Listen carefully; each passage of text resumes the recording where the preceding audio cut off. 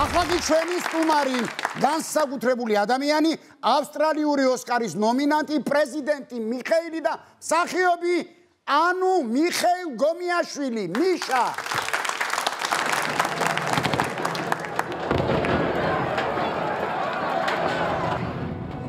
ძვირფასო რადიო მსმენელებო, დიქტატორული რეჟიმი დამხობილია. არა, პრეზიდენტი. პრეზიდენტი ადგილსამყოფელი შეხვედრებისთვის ჯილდო $1,000,000-მდე გაიზარდა. ვინ არიან ჩვენი მტრები? ხალხი, ჯარისკაცები. სულ ყველა ვინ ჩვენ გარშემოა.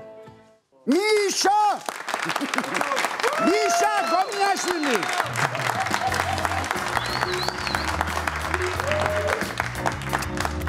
გაჟეთ. რა გითხრა მიშა? მიხარია რომ კლავ ერთად ვართ და გადავიდეთ საქმეზე. როგორ დაგიძახო? ალიკო, ჟურიკა თუ? არა, ჟურიკა დავიწყებას მივცეთ. სახალხო პირში მთქმელი, ასე მიწოდებული. აი ჩემო. მიშა, დიახ. შენ შეასრულე მთავარი როლი ფილმში პრეზიდენტი. მაგრამ ვიდრე მანამდე მივალთ, ფილმის რეჟისორი გახლავთ მარტო სახელი დავიმახსოვრე მაჰმალ ფაბი. აი ვერცერთი ასო ვერ გაარტყი. ვერ აბა მითხარი და მოხსენ მაჰმალ ბაფი. გაგვაგებინე ვინ არის ეს კაცი? რა კაცია? საკმაოდ ცნობილი რეჟისორია. 20-მდე ფილმი აქვს გადაღებული? არა, 20-მდე არა. ძალიან ბევრი. ხო, და რაც თავარია ოჯახია, ესეთი ცნობილი მაჰმალ ბაფების ოჯახი. იმიტომ თვითონაც რეჟისორია, ცოლიც რეჟისორი ყავს. და სამი შვილი, აქედან ორი რეჟისორია, ერთი ოპერატორი. ეს კარგად არიან მოწყობილები. რა დილას ადგებიან, გაიღვიძებენ. ზიანს ადილობენ, ჩაისვავენ და მერე უცბად იტყვის ეს. რამე კინო ხო არ გადავიღე. ერთი მიდის ერთი ფილმის გადასაღებად, არა, ყველა ერთად იღებენ გასოს. მიშა, რა მაინტერესებს?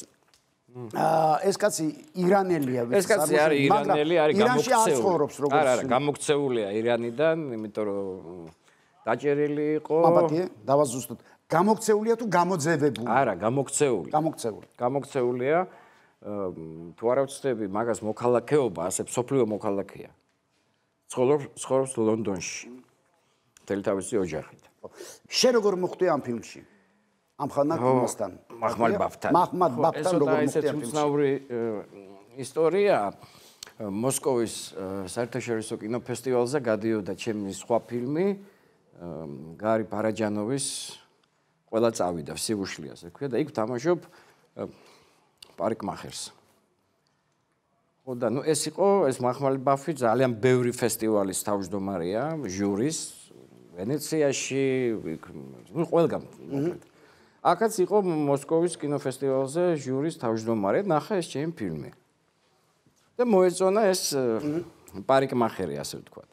და ამ ფილმში არის როლი, რომელიც მე შემდგომ ითამაშა ჩვენთვის ყველასათვის ძალიან საყვარელმა ადამიანმა, მსახიობმა ზურა ბეგალიშვილმა, რომელიც ჩვენ სამწუხაროდ მივაბარეთ, ღმერთმა ათლში ამყოფოს მისი სული ძალიან სერიოზული და ძალიან დიდი მსახიობი იყო. და მოკლედ სანამ ჩამოვიდოდა აქა თბილისში, კასტინგის რეჟისორს უთხრა რომ ფოტოებიო მომიტანეთო ამ ადამიანისო, ანუ ჩემი. მიუტანეს ესეთი ფოტოები, როგორც მე ვარ. არო, ეს არ მინდაო, აი ესო ის არისო, ოღონდ თუ გრიმი ახმა გაპარსულია. მოკლედ შემახვედრეს. ხო და რო შევხვდით, ნუ რაღაცები ვილაპარაკეთ. მერე მოხდა ისე მოდი აბა ხა ეწუდი აბა ისა, ნუ 1 საათი მოკლედ მქონდა ურთიერთობა და ინგლისური იციო და მე ვთქარი სამწუხაროდ არ ვიცი. მაგრამ მეთქი ეს როლი პატარა, ძალიან მინდა კაცს გადავიღო ამ კაცთან კინოში და ხო ვეჯი ყველაფერს იმაშვები რა. დავიზეპირებ, მე ვთქარი, პატარა როლია ეს პარიკმახერის. არაო კაცო რა პარიკმახერი მთავარ როლზე მინდაო რომ გადაგიღო და ნუ მე და მოკლე ანოტაცია ამ ფილმის რა ხდება ამ ფილმში? ფილმში ხდება ის რომ ეს არის ნაცვეთით მაინც ადამიანის დიქტატორი, ეს არის დიქტატორი თავისი ქვეყნის პრეზიდენტი ქვეყნის და აუჯანყდება ხალხი და გარბის თავის ქვეყნიდან თავის პატარა შვილიშვილთან ერთად. და ეს ფილმი არის ასე, ესე იგი როგორ ესენი იმალებიან, მოსდევენ დასაჭერად, დასახრეტად და ასე შემდეგ და ასე შემდეგ და მთელი ეს გზა ვიდრემდე დაიჭერენ როგორ ხვდება ამ ხალხს, ოღონდ რა თქმა უნდა გადაცმულია, კაცშვილი ვერ ხვდება რომ ეს არის პრეზიდენტი. და ნუ ეს არის რატომ მაინც და მაინც საქართველოში? ნუ ისი რა ხა მე გუნდა პრეზიდენტს კი არა, მახმალი ბაბს კითხო. გუნდა მახმალი ბაბს კითხო, მაგრამ ამით მას არაფერი არ წაუგია. არა. და შედეგი ის იყო ჩემო მიშა, მაბადია რომ ხშირად გაწყვეტინებ, მაგრამ აი ძალიან მინდა ბევრი რაღაცას ჩავეტიოთ. ჩვენ ესე იგი ავსტრალიური ოსკარის დაჯილდოება, რომელსაც ეძახიან აზიურ ოსკარსაც. მივადექით ამ თემას. გითხარი ახლა თვითონ ფილმია წარდგენილი ოსკარზე თუ პირადად შენ როგორც მსახიობი? ფილმი არ არის წარდგენილი ოსკარზე, წარდგენილი ვარ მე ვიცოდი რომ მაგას თავარი როლის შემსრულებელი 26 ოქტომბერს, ნოემბერს 26 ნოემბერს არის დაჯილდოება იქ ბრიზბანში, ავსტრალიაში. ოპონენტები ვინ არიან? 5 ვართ სულ, აქედან ერთი ვიცი მარტო, ძალიან სერიოზული რუსი მსახიობია, მაგათი ვარსკვლავია, ეგეთი გუშკოვ. და კიდე არის ერთი ავსტრალიელი, ერთი კორეელი და ერთი ჩინელი თუ ვიეტნამელი. მაგრამ ფილმები ძალიან კარგი ფილმებია, ვნახე სულ ყველა და საკმაოდ სერიოზული კონკურსია. თუ მიდიხარ ავსტრალიაში, რომელიც აი დღე-დღეზე პრინციპში უნდა ვერ მივდივარ. ვაი, რატომ? ხო. ნუ ბევრი მიზეზია. ჯერ ერთი ძალიან შორს არის. ხო, შორს არის, რას ვიზავ? 36 საათი ფრენა ცოტა არ იყოს. მაინც და მაინც არ გიყვარს ფრენა. არა, მიყვარს, მაგრამ არა 36 საათი. მე გადაღება მაქვს ახლა ამჟამად რეზო გეგინეიშვილთან ვიდა ერთ-ერთ თავარ როლში. მე ნუ ვიცი რა, სირთულე, ბევრ სირთულესთან არის რა. უნდა გადაფრინდე თურქეთში, აქ მაგათი საელჩო არ არის რომ ვიზა გააფორმო. მე უნდა გადმოფრინდე უკან, მე 36 საათი უნდა იფრინო. მე კაცმა არის მოგცემენ თუ არა და ყველათ უნდა ჩახვიდე. ხო და არ მირჩევნია აქ ჩემთვის ვინერვიულო.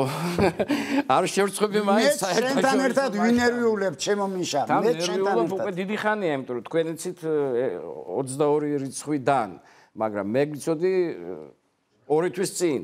ესე წერენ ხოლმე რა. ისე შენ ხო იცი რომ მეც დაახლოებით მაგდენი ხანია შენთან ერთად ნერვიულობ და კიდევ ერთი ადამიანი, რომელსაც მე ამ გადაცემაში აუცილებლად მოიყვან. ეხლა კი ჩვენ და სამწუხაროდ უნდა დაგემშვიდობოთ.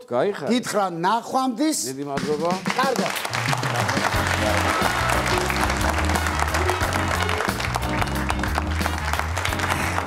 ეს იყო არაკორექტული შოუ. თქვენ კი არ გადართოთ წინგერით ყველაზე გემრიელი სერიალი მზარეულები. მე ხვალამდე გემშვიდობებით და გიტოვებ დღის ბრილიანტს. ნახვამდის. ძმა იქ ხვეც როგორ რაღაცა შეიძლება ძმა იყოს ზოგი ახლა მე და ჩვენ ძმას გავითვით მოგაქვთ ეგეთი არა ვარ მაგრამ ძმა და თოფსურს ერთმანეთს